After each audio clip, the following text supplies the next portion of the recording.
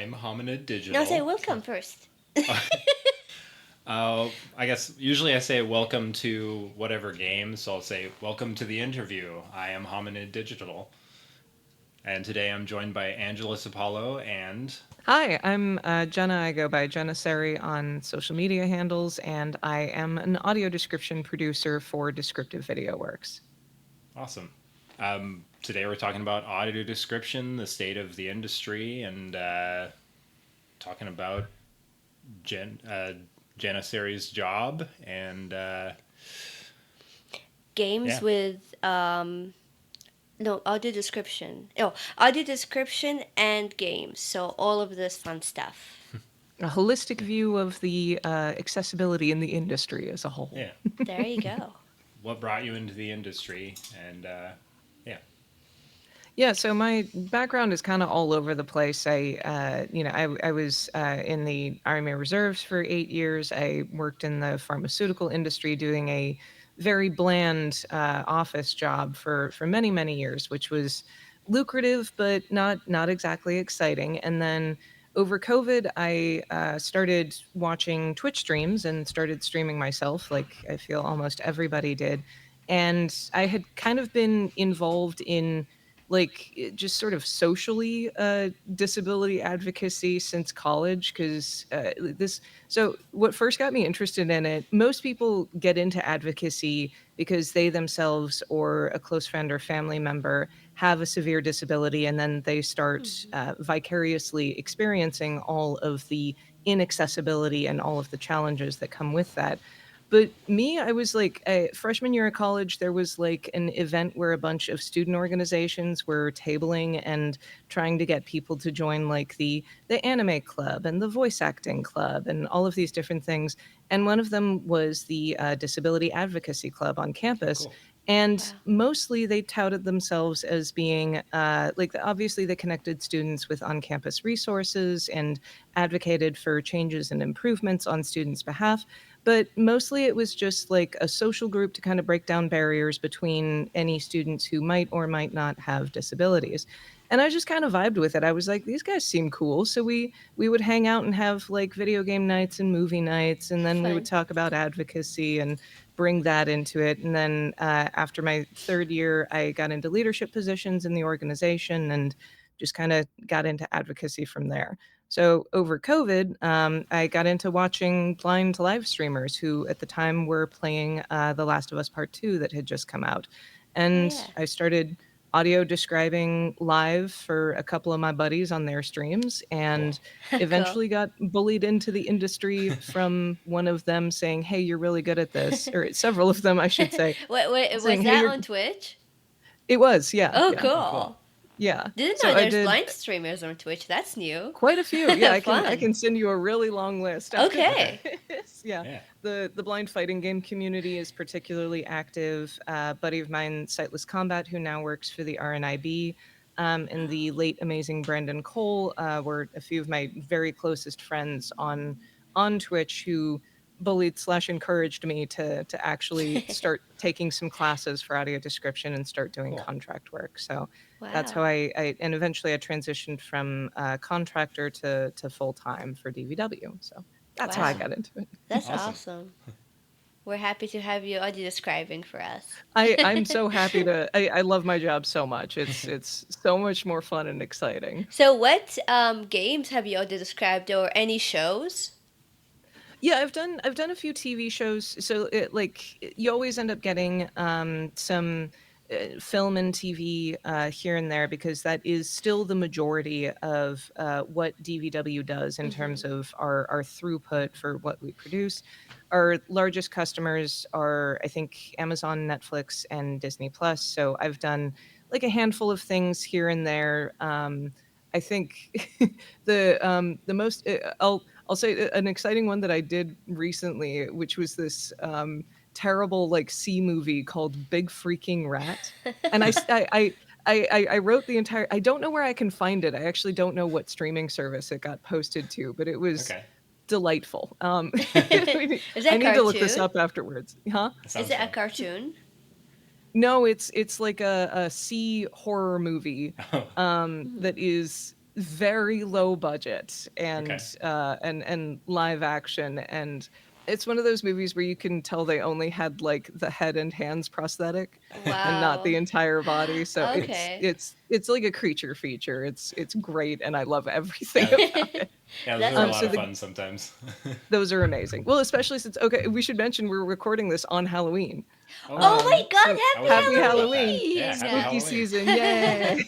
Yesterday I went with my friend to corn maze, and she was saying, "Are you Ah, gonna get scared?" I was like, "Well, it depends on how much I can see." And oh my God, Jenna, let me tell you, I had so much fun bullying the workers there, saying, "I'm blind, you can't scare me, I can't see you." so Oh they my had like gosh! scare actors there. Yeah, Oh it yeah. was really Oh, fun. that's It was a whole fantastic. damn production. That's Yeah, amazing. Like and oh, go ahead. sorry, I was gonna say when I say that I'm blind, I can't see you. They would go audible. They would growl and growl like. "Arr."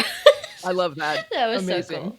cool. To get back on topic, Oh I yeah. just realized I totally forgot to say the games that Oh yeah. we've audio described. So DVW has worked on the audio description for so far The Last of Us Part One and Two, for Star Wars Outlaws, Spider-Man 2, and Mortal Kombat 1, and the story DLC that came out after release. And then we also do a lot of the Xbox like larger showcases with a bunch of trailers. We do the Game Awards every year and Ubisoft Forward, and then And to most Doom. recently, yes, and to Doom, Yeah. yes, yeah. DVW does Netflix's To Doom. We like DVW as a whole does a ton of live events. Like we get to do like the American Music Awards and the Olympics and Wow. like all of this stuff, but The Wow. video Olympics. game I did not stuff. know you guys describe it live. That's Yeah, cool. yep. That's awesome. Where The is that Olympics and gonna like Paralympics. in a TV like a CBS or Yeah, something like that? I believe it depends on what network is doing it, because I think the last time it was on like NBC on cable and Okay. on Peacock or whichever Okay. the streaming service is that goes along with that. Okay. Yeah, and then most recently we did the trailer for Wolverine from Insomniac. So Ooh, Ooh. using awesome. using the same voice actor who did Spider-Man 2. So Okay. Cool. like very exciting news there. Oh Awesome. yay. Oh my gosh, excited. Oh, I was gonna ask, is it harder for you guys to describe a live event since there's no script? Yes. So there's a few different ways to do a live event. Sometimes the event is like airing live, but it's entirely pre-recorded. So they're essentially just sending out Ah, pre-recorded video. And if they make that available to us ahead of time, then we can write a full script for it. And hmm, it is that would actually be when we would want to have blind live describers instead of sighted ones, yeah. because that would mean, especially those who are highly braille proficient. So they are reading the script live based Mm-hmm. on cue-ins from lines that they hear from the audio. Mm. Um, there are also possible ways where we can watch the pre-recorded material, or if it's like a scripted event, like the timing is tight and there are lines and cues that they hit, like a theatrical performance where Mm-hmm. we know what's going to happen and what it's going to look like, but sometimes things can go off script, sometimes things can be a little Yeah. different. So in that case, we might also have a pre-made script that is a little more generous with timing to allow for unexpected things to Okay. happen, but we expect to go off script at Yeah. least occasionally.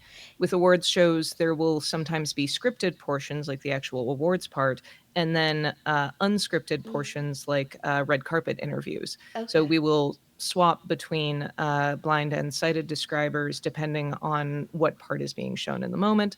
And then there is fully unscripted. So we Yeah. might have an idea of what's going to be shown and when, like with the Olympics, but we have no idea what's going to happen. Mm-hmm. So things like some shows like the Game Awards will give us no information before we get there because it is highly confidential and they don't want to tell us anything. Mm-hmm. Oh. So Mm-hmm. we will know the general layout of like when an ad break is, Oh, yeah. but we won't know anything beyond that. So we just kind of have to Wow. do our own prep and Have research. you So done any of that? Of any of the yes, really hardcore stuff? yes, yeah, Cool. yeah.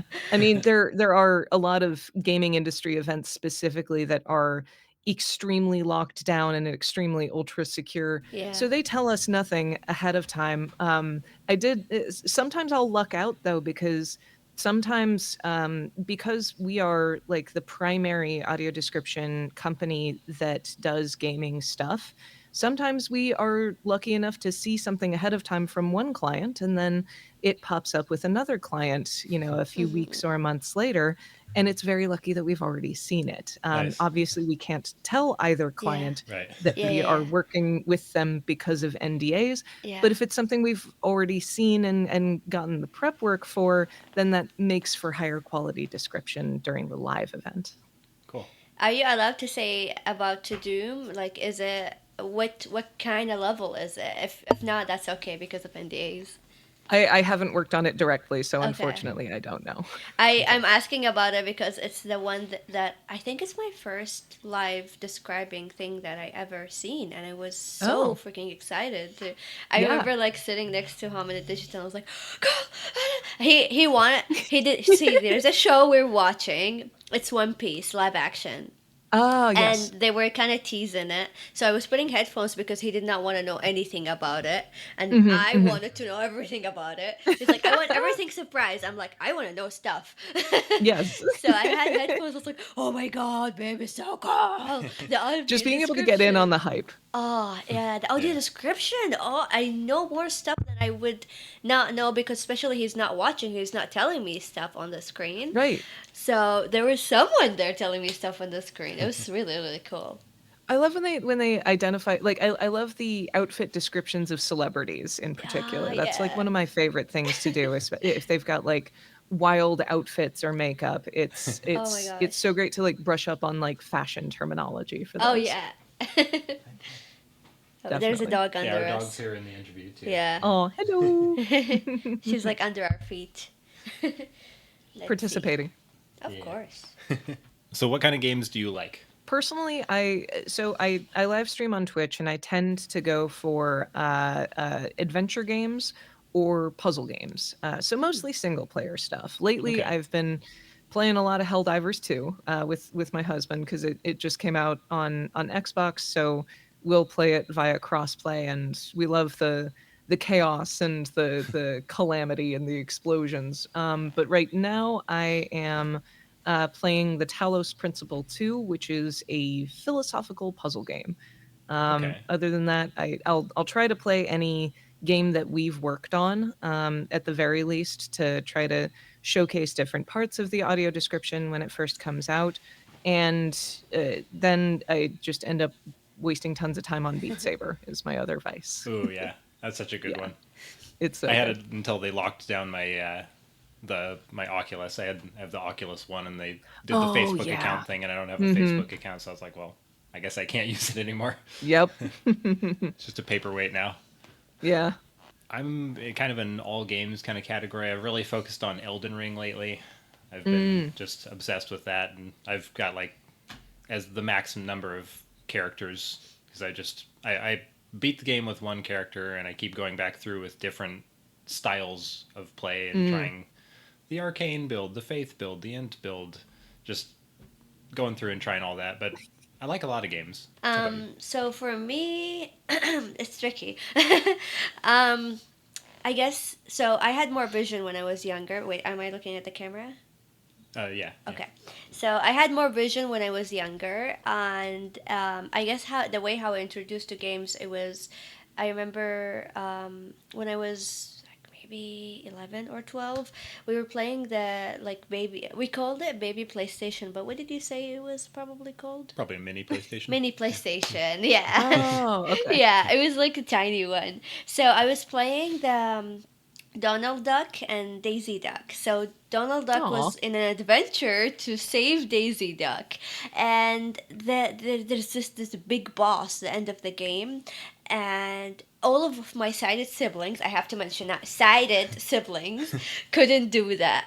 final boss thing. Everyone took turns, tried to do the final boss thing. No one did. Everyone downstairs to have lunch. I stayed upstairs and I tried and tried and tried and tried, like kept trying until I won.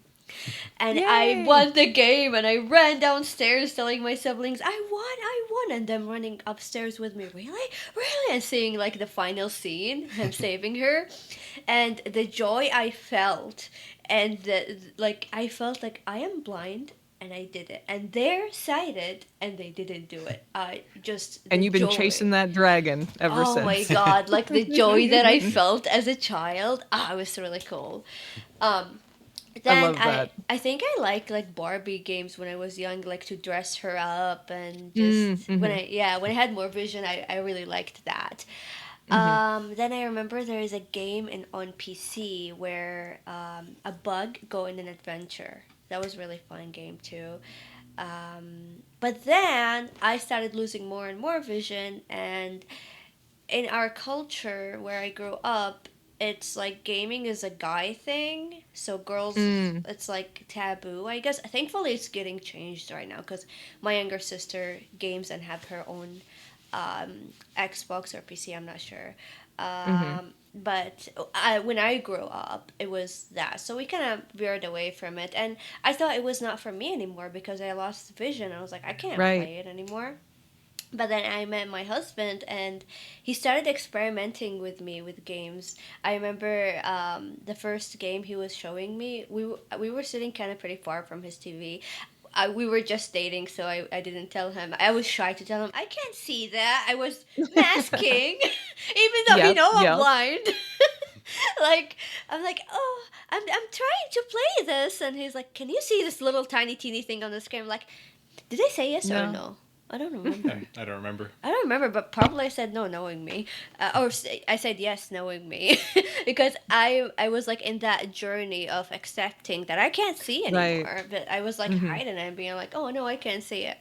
So we were like trial and error of finding what games work for us, and that make me fall in love into games again. It depends though. I can play some games, and I don't. I say this about myself. I get bored so fast. Mm.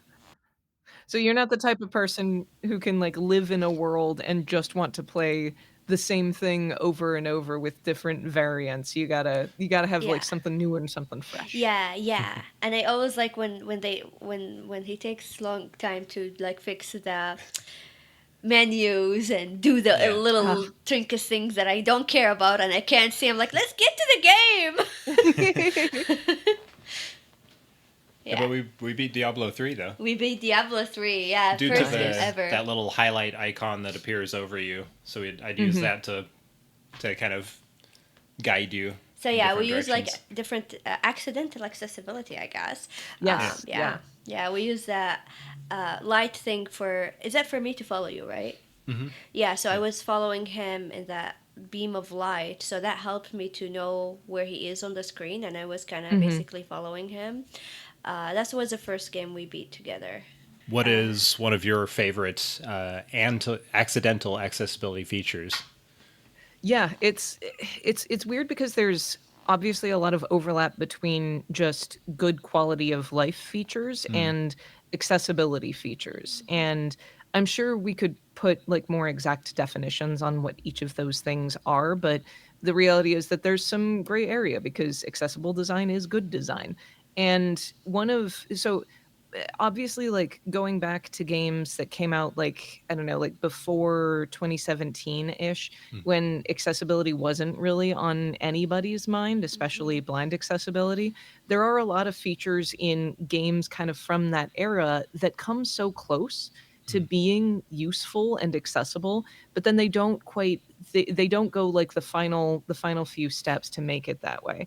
So my prime example is in Dead Space, which came out in 2008. There's this feature where you can hit a key or click in on one of the sticks, and it is it highlights a path along the ground in like a narrow blue beam of light for where you're supposed to go to get to your current objective, which is Right. extremely useful because you get turned around really easily in it has a very narrow field of view, and there's some zero gravity sections that get kind of visually confusing because the camera is just twisting every which way.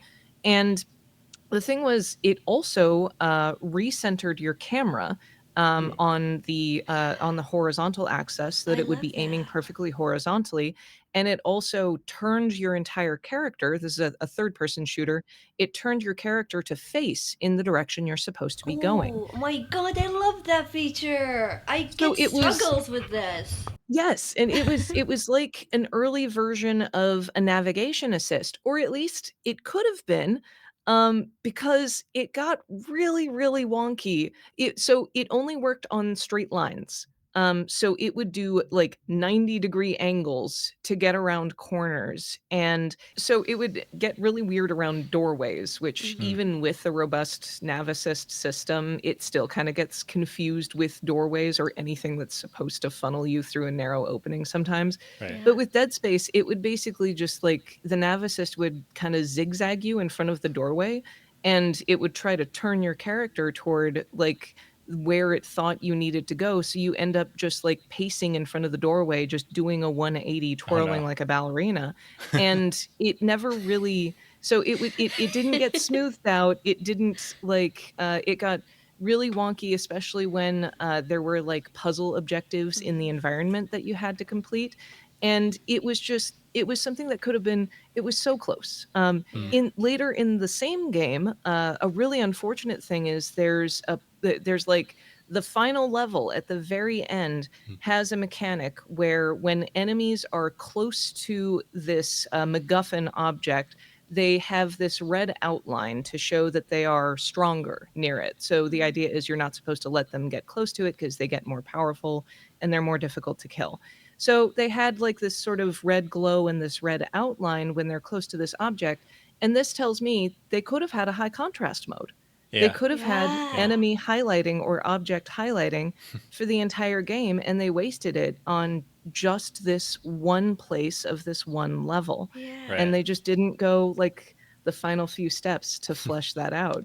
Another one that I see really often is pathing. So like another like sort of pseudo navigation assist. So in The Witcher, there's a mechanic for when you're on your horse. You can hold down a button to have your horse automatically conform to like paths and trails that are in Right. the environment and sort of loosely guide you I toward love whatever you that. have set as your objective. But it gets wonky when you get into towns But and you can't yeah, but always there's a and you but. can't use it in cities, Hmm. and you can't use it when you're dismounted. So the game in theory knows where you need to go Mhm. if you wanted to like auto path to your objective, but it can't you can't force it to do that for you.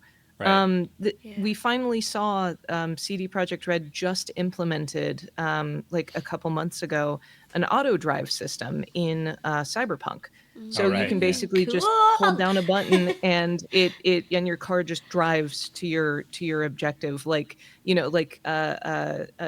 like an AI car or Yeah. whatever. Okay. It goes a But little do you silly, actually like but do it you works. is it actively like you are driving, because that's the fun of the game, like you act like you're driving, or is it just click a button and then it takes you It's there? just click a button and it Okay. takes you. It's And you it's can nice, I guess. it's yeah, I mean Yeah. it's a nice feature, but I wish that they also had that for on foot and Yeah. for Oh my like stealth god. objectives and for Yeah. going through buildings and stuff. So Yes. Finding the theoretically the doors. infrastructure is there because it knows how to like control your car to avoid obstacles, to go on the paths that are already set in the game, to avoid other cars. There are limitations to it, obviously, Right. but these are things Yeah. that could be a nav assist system if they, Yeah. if they worked on it a little more. So those are some of my examples. I remember that same kind of thing was implemented in I think in Far Cry 4 was the first one they did it in, where you would put Mm. a waypoint down and then it would drive you all the way across the map to whatever the waypoint was. Yeah. There is a Yeah. game I remember. Oh, The Sorry, I Sims. told you. Sims? No, I put it. Oh, you put it in front of me. Yeah. Okay. The Simpsons. The yellow people. What is it called? Oh yeah, Simpsons. Simpsons. Simpsons Hit Simpsons. and Run. Yeah, that was a really fun game. But there is Oh a yeah. feature where you click a button and the car drives to you. Yeah. I love Oh. that. Yeah, you can like. Do you have to find a spot or is it I, just yeah, you had to go to go? a phone booth, and then Oh, you'd basically call whatever car you wanted, and it would be there. it would come to you. I want this Yeah. feature Oh, in that's real great. life world. Yeah. Yes. I want to stand outside and the car comes to me. There you We're, go. we're Yep. kind of Yep. almost there with the Waymos and Yeah, all those, Waymo. or whatever the Waymos are cars are great. called. Yeah. Have you taken one? No. Oh, I want to. I We got don't to. have them in Oregon. I don't think so, do No, we? but like Yeah. they're No. only in like a couple of cities, Yeah. unfortunately. But I got to take one for the first time just earlier this year in San Francisco, and I loved it. It was Wow. so convenient because like there's a button in the app where like when it tells you it's nearby, you can kind of hear them because like the radar thing is like constantly spinning on the roof, but it's really Yeah. quiet. So Yeah. you can just Okay. push a button in the app to have it honk for you, so Oh, that you cool. Oh, know which wow. one's yours Oh and Oh, my like and God. where it is. It's Because pretty it can cool. be that's multiple, awesome. right? Yeah, yeah, yeah, Do they yeah. have different colors or they're all white? That's what I saw, like a white They do. cars. Well, Okay. the cars themselves are all white, but they Mm. have little like LED screens on top and on the Okay. side, and you set like the color and text that you want yours to have. I Okay. love Because there are that. some pickup spots that get crowded where there's a bunch Yeah. of them nearby, so Yeah. you need to know like which one's yours. What do you think needs to happen for accessibility to become more commonplace in games? I think it's I wish I had like some incredible insight into the gaming industry as a whole for cultural shifts and what needs to happen, but honestly I think it just needs to people just need to keep talking about it. It Yeah. needs to remain popular, be the squeaky wheel if Mm-hmm. you're a Yeah. player who needs features or who needs bug fixes or improvements, or if you see a trailer that comes out for a new game, ask where are the captions, where's the audio description, Mm-hmm. like Yeah. I want to watch this too, where's the Yeah. where's the Italian language support, where's just like ask about it, because they have, I'm sure major game companies have like bots scraping all the comments to aggregate Oh. what people are actually asking for and in what quantity. If Mm. they have forums, if they have like any place that is officially run or moderated or monitored by the game company themselves, or even if it's not, if there's a subreddit for the game, you can be sure that the devs are Oh yeah. looking at that. So make posts about it, say what's good about games, say what you want, but don't exhaust yourself with it. Don't do Yes. their work for them. I've Right. seen people who have put together like entire step-by-step detailed guides for what improvements need to be made to certain games to improve XYZ accessibility. Mm. And that's nice, and I love the advocacy, but preferably they should be paying they should be hiring paid consultants Yeah. to Yeah. put that list together for them. And Yeah.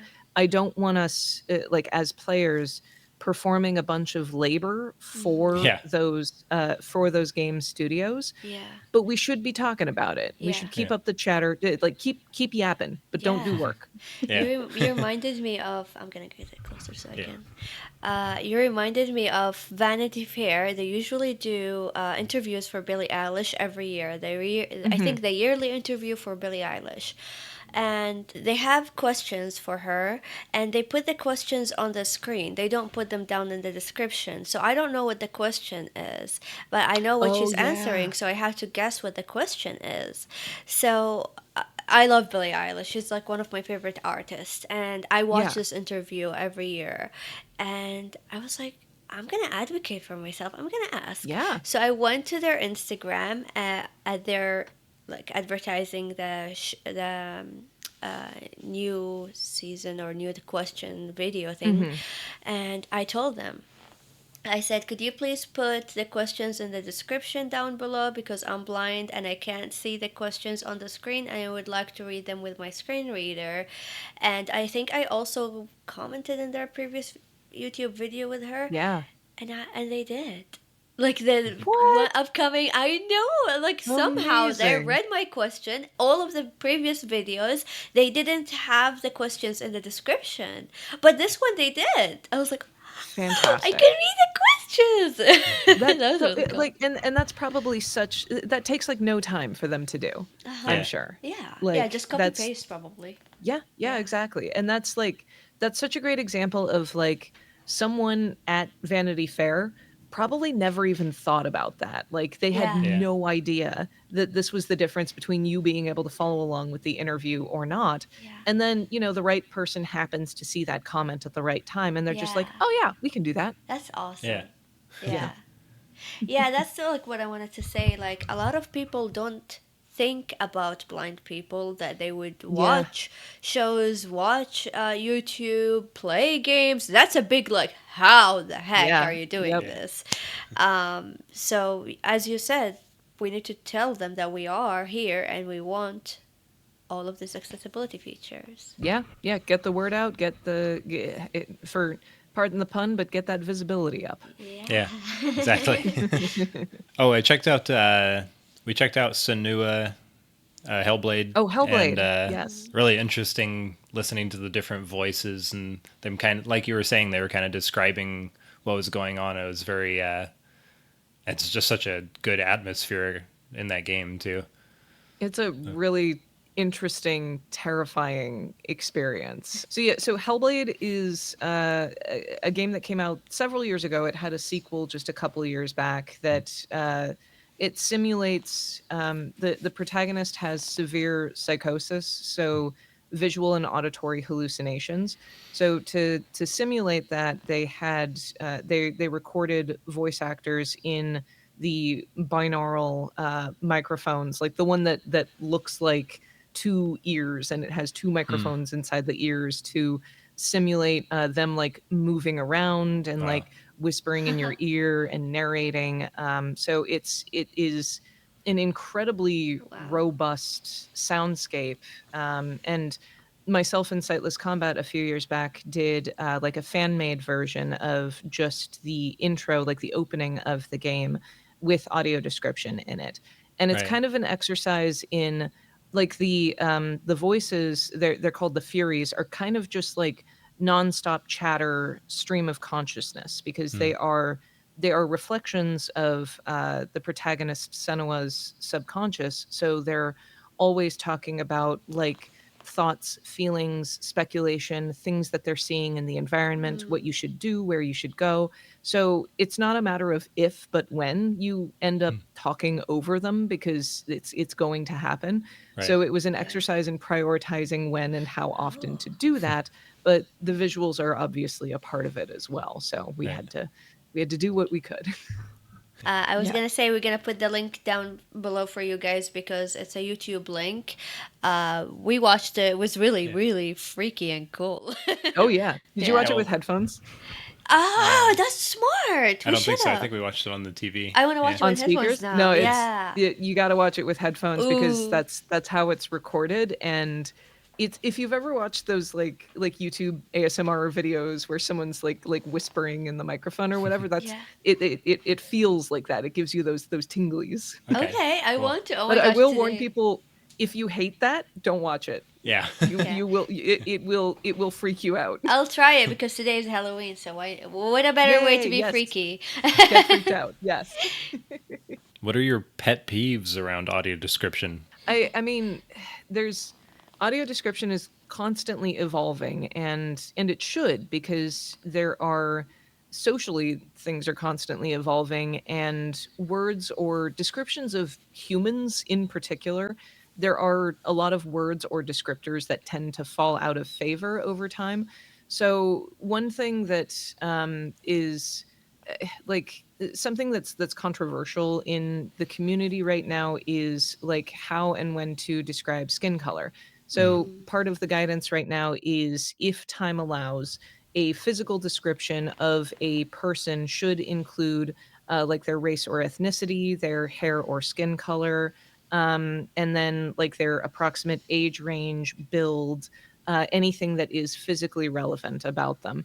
And yet there are still some audio describers that for some reason like tend to shy away from that, despite Oh, it being like, I as a sighted person, I can see what someone's skin yeah, color is. yeah, And it is weird and wrong for me to assign discomfort to that and deprive the blind audience yeah. of the information that I Yeah. so easily have access to. Mhm. Yeah. And I can see like facial features. I can see like someone's builds. Like I can Yeah. physically see how much space their body takes up. And Mhm. it's weird of me to like I obviously don't want to feel like I'm passing judgment on Yeah. someone, but you know, if someone's thin, they look thin. If someone's Yeah. plus sized, like Mhm. I need to say that and I need to Yeah. put that in the description. Yeah. One other thing that like that sometimes I'll catch new writers erring into is we want to avoid food names to describe someone's skin color, because that Ha. can be seen as fetishizing.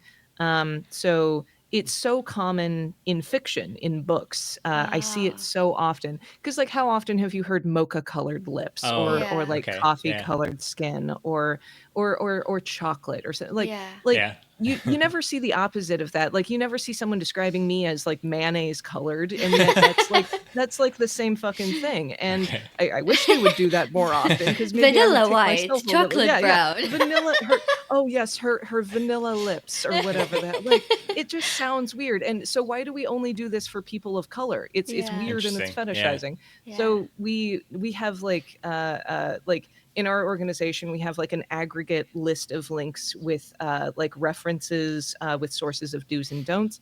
And one of them is like this lovely dictionary that just has like pictures of like shades of skin colors and like the names of those Mm. colors, like Hmm. umber or ochre or Oh. ruddy for people have like the slightly more indigenous like reddish skin tones. Okay. There's some really good descriptive colors that you can use out there without using food because Who people put are this not list food. together? I'm curious. Like, do you I would do have to go research? find it. It's there's I think it's called the Diversity Style Guide.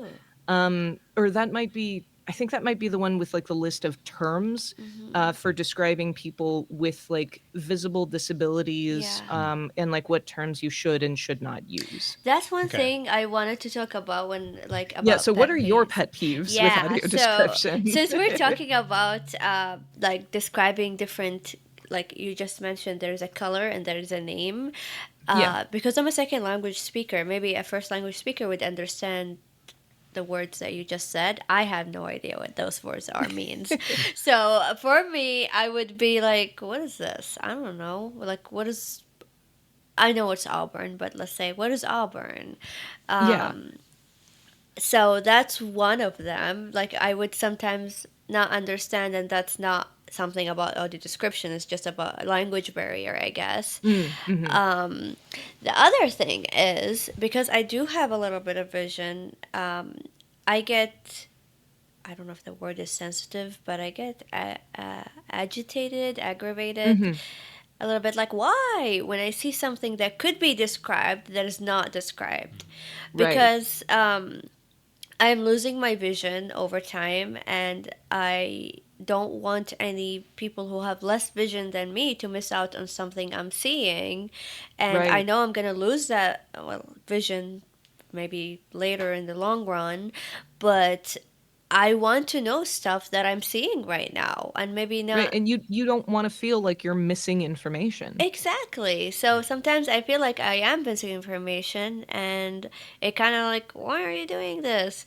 Yeah. Um, sometimes, let's see. Sometimes when they, I mean, it's like really hard to find spaces to talk. Mm-hmm. But sometimes it's just they would talk over each other. Like the audio description is talking over the dialogue, Yeah. and it's maybe because of like there's a lot of dialogue and there's no time to describe. But I had to like be like, wait, what just happened? Like, well, I'm listening to two things at the same time. Right. Uh-huh. Yeah, it's constantly a balancing act Yeah. because like one of the rules of audio description is describe things that are happening as they're happening. So it has to be, I think the word for it is contemporaneous. So it Oh, has to be, the description has to be paired with whatever is happening. okay.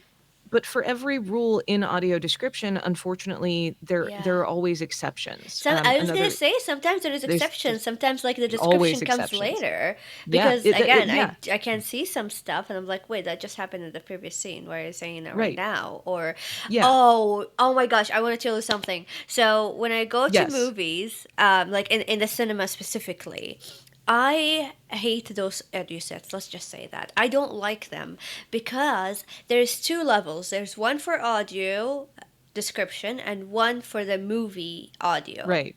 Yeah, And I constantly have to adjust the audio. Like right. my hands has to be in Because my it's not ears. mixed. Yeah, No, yeah. no. I hate that. Have you ever Yeah. gone to a theater with open audio description where it's just playing over the speakers for everyone? Oh, wow. Where is this? I want to Uh, go.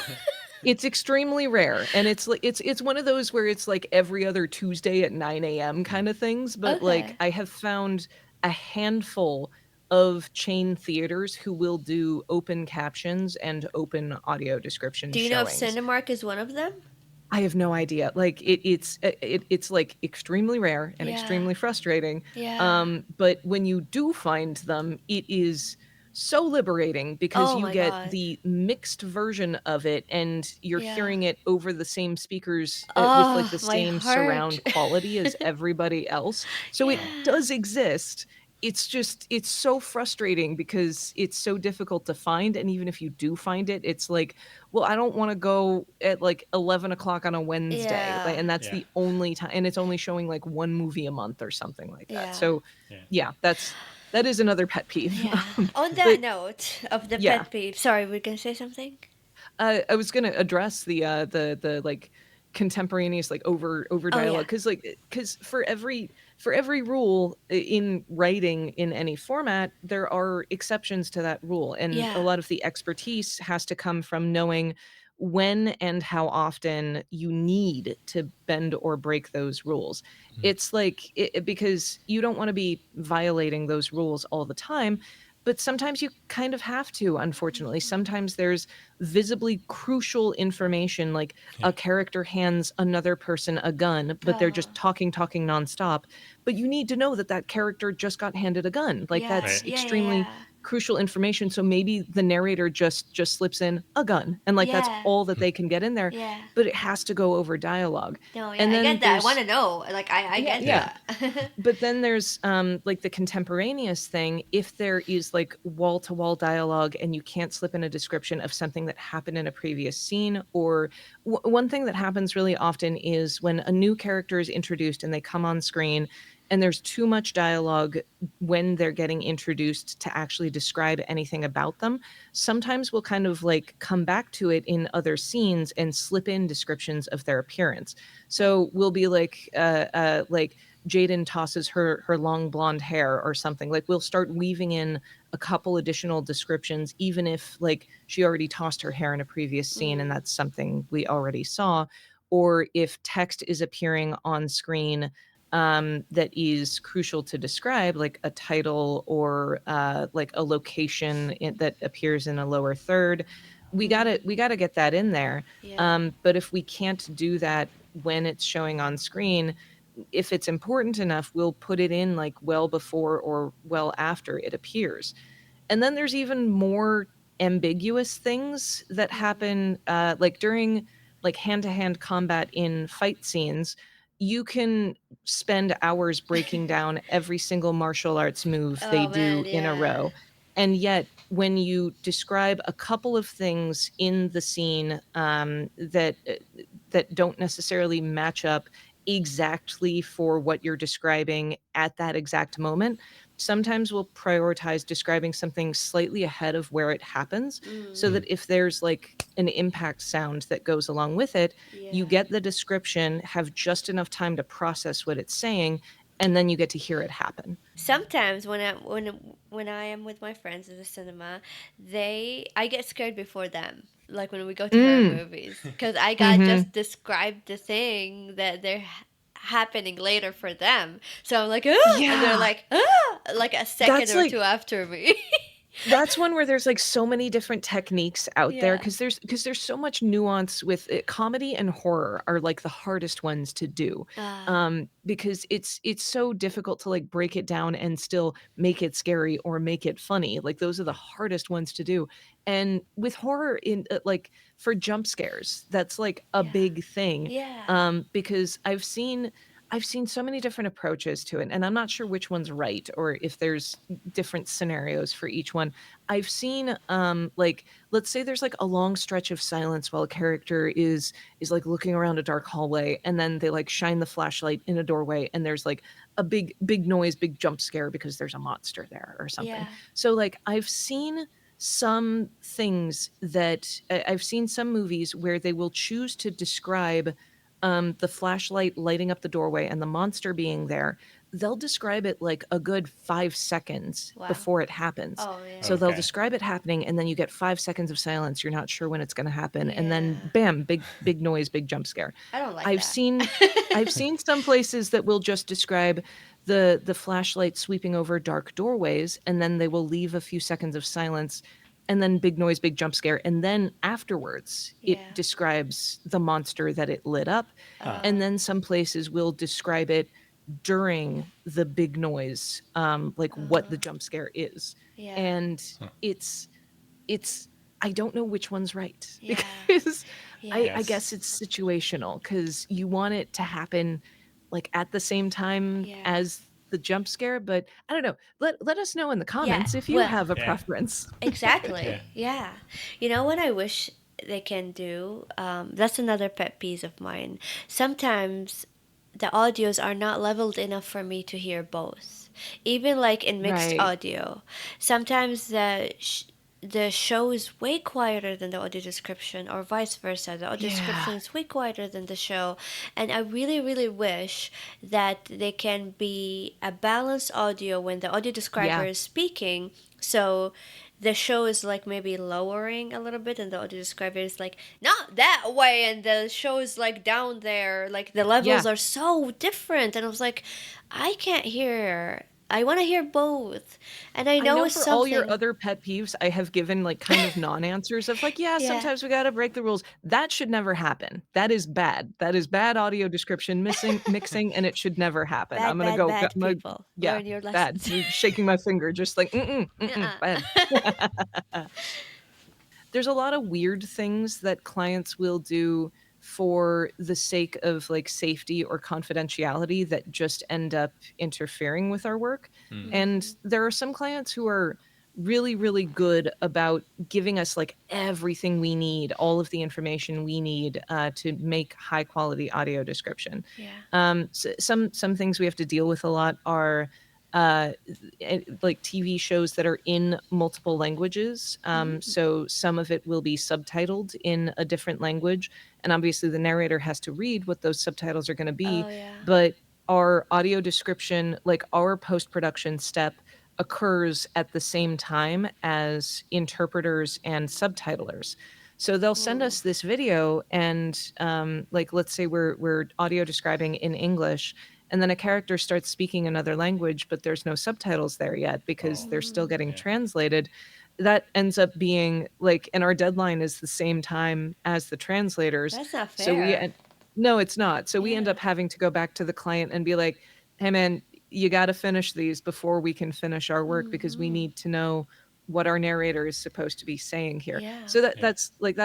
that's happened on numerous occasions, but there's all sorts of weirdness that comes from the client not understanding the rules of audio description and wondering why we did certain things, Yeah. or wanting us to like add emotions to our audio description because they felt it wasn't flavorful enough. But the vast majority of the time, especially for like larger media clients who understand what this is and have done a lot of it already, those are a dream because they might review our scripts like just for quality control to make sure we got everything accurate and it doesn't violate their policies. sometimes, unfortunately, they don't look at it at all. We're just like a box to check. They're like, yep, the audio Really? description was done, and that's Oh, it. They Mm. don't I really can care tell about in it. some of the description. Yes.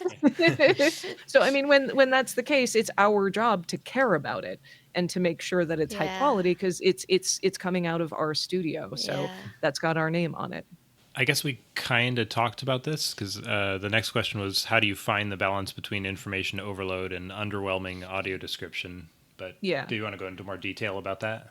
I mean, it's constantly a balancing act, and we're probably constantly going to be making mistakes on one side or the other because, like, there's rules for don't over describe and don't under describe, and the line for where each of those things is never like nobody's ever going to agree on where that line is between over describing and under describing, because we also have to make sure that we're avoiding cognitive overload Mm. in people who might not be accustomed to listening to streams of audio information. Like, I know the so for someone who is visually impaired but doesn't necessarily have any other disabilities, it might be trivial for them to follow both the audio description, the sound effects, the music, the dialogue, and potentially their screen reader as well if they're working on like playing and pausing or skipping backward and forward. Like, that is something that is totally fine and they do every day.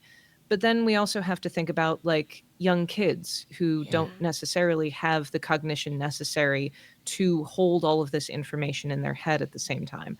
Someone who might have an audio processing disorder, someone Mm. who might also on the other end be elderly and has difficulty like just kind of holding all of this information in their mind at the same time. It's like sometimes with audio mixes, people will assume that blind people are audiophiles who have no hearing loss whatsoever, which might be Yes. Yeah. true for some people, but obviously is not universally true for Uh-huh. everyone. Not for me, I So know that much. yeah, yeah, for sure. And it's like so obviously for a lot of people, they would be totally fine with wall to wall constant description whenever the characters aren't talking. And then for other people that is an incredible cognitive challenge. Mm-hmm. Mm. So Yeah. we try to strike a balance between those two things Yeah. while also trying to respect like the pacing of the direction of whatever scene we're describing. So if it's a bit of a slower scene, we might leave longer stretches of music or silence. If it's like a fast-paced action scene, there's probably going to be more description than usual because there's a lot going on. Mm. So I don't know. We're constantly making mistakes, I'm sure, but we're trying. It's something we do pay Yeah. attention to, I It's learning promise. as going, you know. It's Yes. it's Yeah. new field, so. Have you seen Sense8? No. That's Ooh. a great one for a very constant flow of audio description, and it's Okay. they do a lot of sexuality stuff, and that's the Oh, okay. sisters Okay. worked on that, and the intro is very like constant audio description because there's like there's just like scenes from all over the world going, and it's describing it like constantly, and it doesn't feel like a total overload, but it is very Okay. fast And because that's it's Got coming it. from a blind person and a person who is in the spectrum, so. yeah, Yeah. Beautiful. Okay. I'm And gonna have to check that one it's a out then. Thank you. it's beautiful on Netflix. show, yeah. And Okay. it's like I guess this is one of the questions we wanted to talk about sexuality and audio description, and that's Yeah. a really, really, really good example of show. There's a lot of sex scenes in that show, and they describe them, and it's like beautiful. I love it. Yeah. Because I'm sure anyone who's read erotic literature knows that it is very possible for it to be bad, Yeah. even if you are theoretically describing a scene that is very sexy and looks very sexy.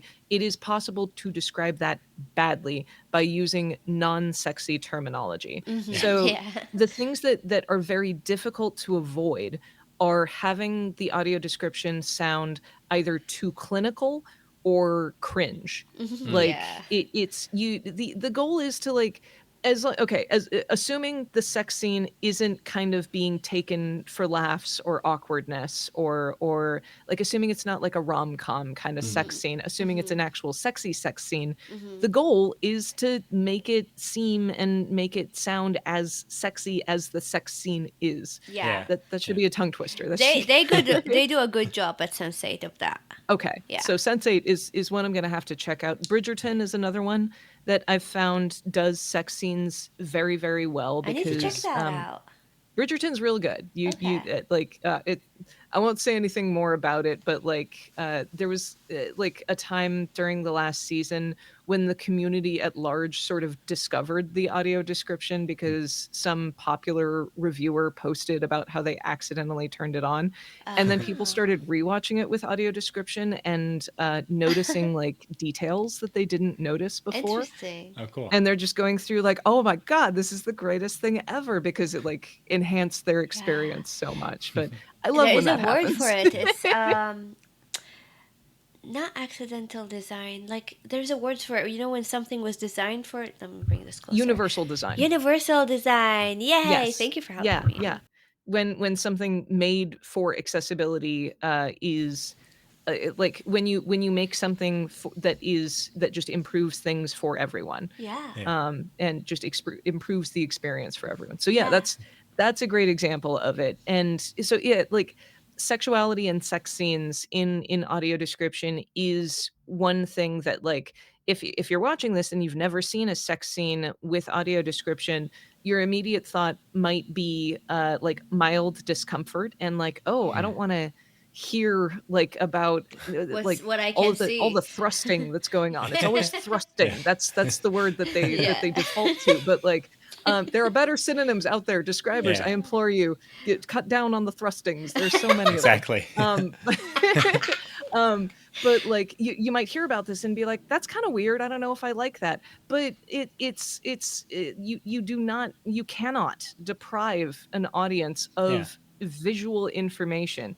It's Mhm. in there. It's on screen. There is nudity. There is sexy stuff going on. Yeah. So Yeah. you gotta describe like the nudity and all of like the cool nuances with people's bodies. If there's Exactly. like I don't know if there's like something that is meant to be like kind of funny, like a character trips and falls off the side of Yeah. the bed, or like Yeah. if something is supposed to be very tender and intimate, like you need to convey that accurately. If you Yeah. can see it, describe it for us. Yes, Yeah. Thank you. exactly. Please and thank you. There's also like I don't know, there's kind of this mentality that like that disabled people need to be like shielded or sheltered Yeah. Yeah. from sexy stuff, and it comes down to just wanting to infantilize Mhm. anyone Yeah. with disabilities. Like this goes just beyond just sensory disabilities. Like there's this idea that like anyone who's disabled is like pure and innocent, and oh, they Yeah. don't need to know about like sexual abuse or like weird things that happen in sex because they're never going to have sex, which Exactly. Yeah. couldn't be further Yeah. from the truth.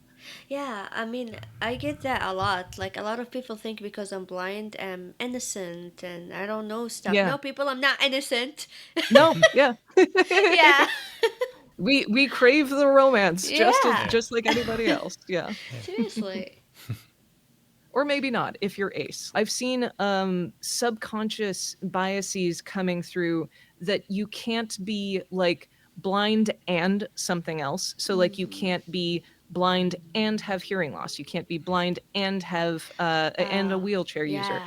And then I've also seen that come through of like you can't be blind and trans, or you can't be blind Hmm. Oh, and wow. bisexual, which obviously is not true, Yeah. Right. but that's a subconscious bias that I have had to call out in other people. Yeah, that's interesting. I mean, Yeah. I've seen talks about Helen Keller is not real because Oh, how can someone be blind and deaf? I don't know. yeah. Yeah, it's Oh my God. weird.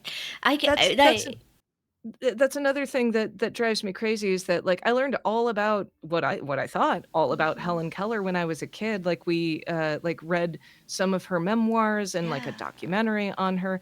I didn't learn until many, many years later that that woman was an absolute like raging slut. and she loved I love it. she loved sex so much. She Wow. wrote I about it just learned it all the here. time. Yes, yeah. And then, like, she kind of, like, later in her life, she kind of, like, fell out of favor because she started making friends with Black people and started Oh, advocating Ah, for socialism wow. and for racial equality.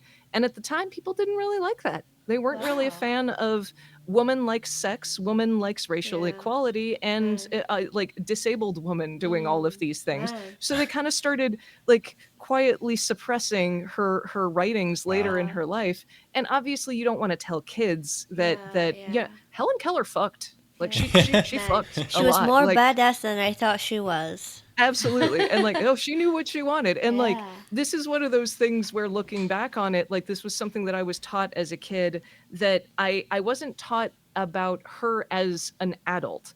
I was Mhm. taught about Mm. her as this pure and innocent, like a Growing wholesome child. advocate or Yeah, whatever. Yeah. I yeah, just wish I had learned more about her when I was a young adult yeah, myself. Like, yeah. I wish that had been more publicly talked about, and I wish that were more fleshed out beyond just what I learned in elementary school because she was a whole person Yeah.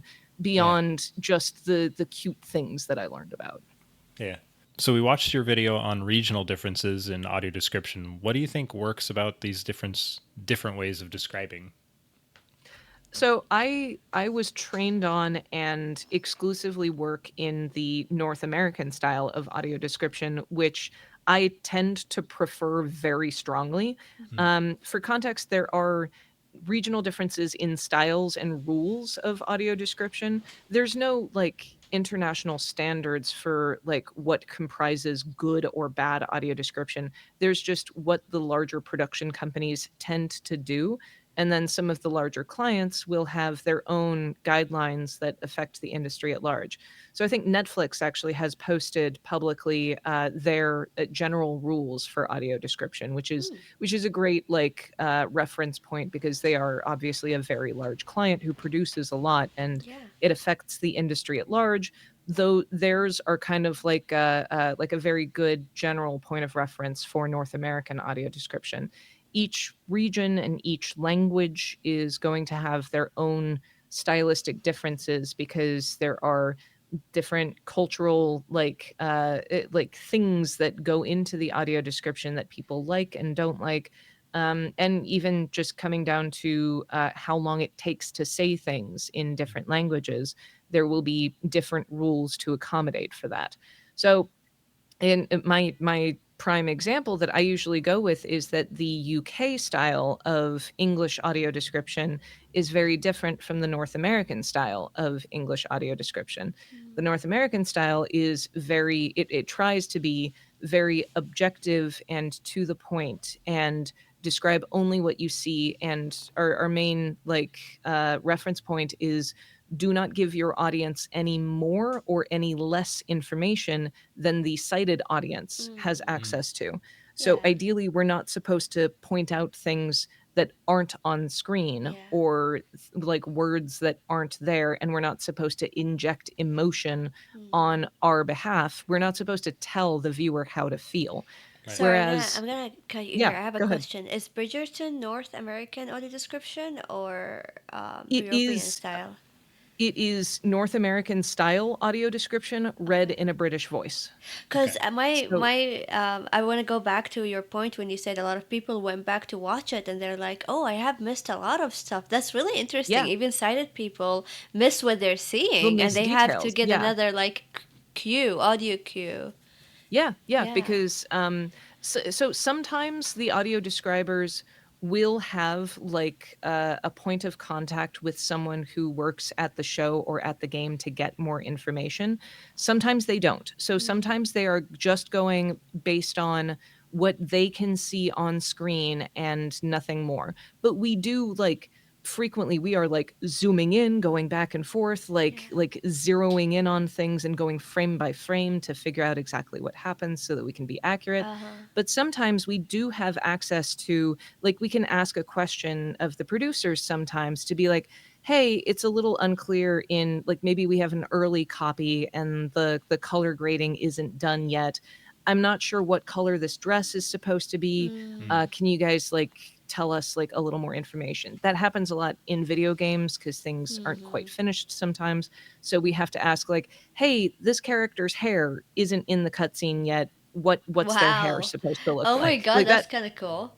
that happens a You see lot the raw because footage? That's really well, it's cool. like yeah, we get to see I've gotten to see like the behind the scenes like the motion capture soundstage footage sometimes Cool. because the in-game facial animations aren't done yet, but they Yeah. have like the chin camera angle with the footage from the actor from that scene that is Wow. a reference point that they're going to use for the facial animations. So I'm watching it on like two separate monitors, Wow. figuring out like what that actor's facial expression is supposed to be in the game. Wow. So sometimes we do have access to additional information that Yeah. we then get to clarify in the audio description where people might not notice some things Mm. going on the first time they watch it, but we notice either because we have that additional info or just because we've watched the same 5 seconds 30 times. So it Wow. does kind of help like enhance your experience because you might not notice some things. It's like, oh my God, that was so obvious. Like there was a hint that this was going to happen. And like, I didn't even catch that the first time I watched it through. Wow. But going Yeah. back to regional differences, so the UK style of audio description will be much more presumptive and Mm. prescriptive. It will be more like an audiobook, Yeah. where you have an omniscient narrator who is telling you about presumed thoughts and Yeah. feelings Mm. of the characters. And instead of describing like their facial expression, they're frowning, it will describe like how dejected and forlorn and like it will tell you the character's emotions that the describer thinks are coming Interesting. across on their face. So it is a little it's a little more subjective, Yeah. but some people prefer that because they want to be taken on a journey and they want to Yeah. treat it like an audio drama Exactly. essentially. Right. Well, I Okay. think I want to know what the sighted people are saying. I think from your Yes. description, I'm like, ah, maybe I'm leaning in more into the North American Yeah. style. Yeah. But I don't know yeah, if there's so an Arabic style for audio description. Like, I don't know. it's, Like yeah. I know there are so as a general rule on Mm-hmm. Netflix, Mm-hmm. anything whatever TV show or movie, whatever language it is originally in, Uh, it is usually the language the audio description will be in. So okay. if something is originally released in Turkish, it might get dubbed into other languages, but it is much more likely to have Turkish audio description Okay. if that was its original language. I'm gonna have So to look that's and where I see if would there's look. like, yeah, Okay. yeah. Yeah. That's Yeah. cool. Like, good to know. Yeah, for sure. So I have no idea what the stylistic differences are of audio description in many other languages. But yeah, so some people prefer one or the other. I prefer North American Yeah. very strongly, but some people are like, yeah, sometimes I'm in the mood for one or the other. Okay. Hmm. Interesting. Yeah. Okay. I will say my white whale of audio description is I am desperately trying to find the British version of Dungeons and Dragons Honor Among Thieves. It's one of my Oh. favorite movies, and they apparently brought in I forget what her name is, but they brought in a narrator who is a very famous DM in the Ooh. world of like live play of Dungeons and Oh. Dragons to narrate the Wow. Dungeons and Dragons movie, and she threw in like a lot of like little riffs and like little comedic remarks, and like it wasn't very objective, but it added like a lot of cool little things to the movie. And I saw a clip of it once and I can't find the British version anywhere. It's Huh. Wow. always the North American version. So if anyone Okay. knows Huh. where the heck to find the British version of Dungeons and Dragons, please tell me. Let us Yeah. know Put in it the down in the comments comments. below. Yeah. Yes. Yeah. Or go to Janissary's channel and tell Yes, her. please. Yeah. Tell me where it is. Send me the link. I need it. I don't know if I need to like VPN into the UK and like find Maybe. the Yeah. Oh, Amazon there like we go. the UK Amazon version of that. But Yeah. that's my internet white whale. Yeah. I guess we'll wrap things up here and Teaser part 2. plan for a video in Yeah. the future Yeah, where because we still we got to talk a talk little bit about more about video games. games themselves Yeah. and games that you guys have played that have audio description. Yeah, and we wanted to show some games that have audio description and have accessibility features in the next Yes. part too. Yeah. Yeah. So So stay tuned. yeah, stay tuned. So do you have a sign off that you do normally or anything? No, not Okay. normally. Well, I always say, be good to yourself, be good to each other, and have a good day. And Bye that's bye. Oh, you want bye to say bye. it? Okay. Thank you guys.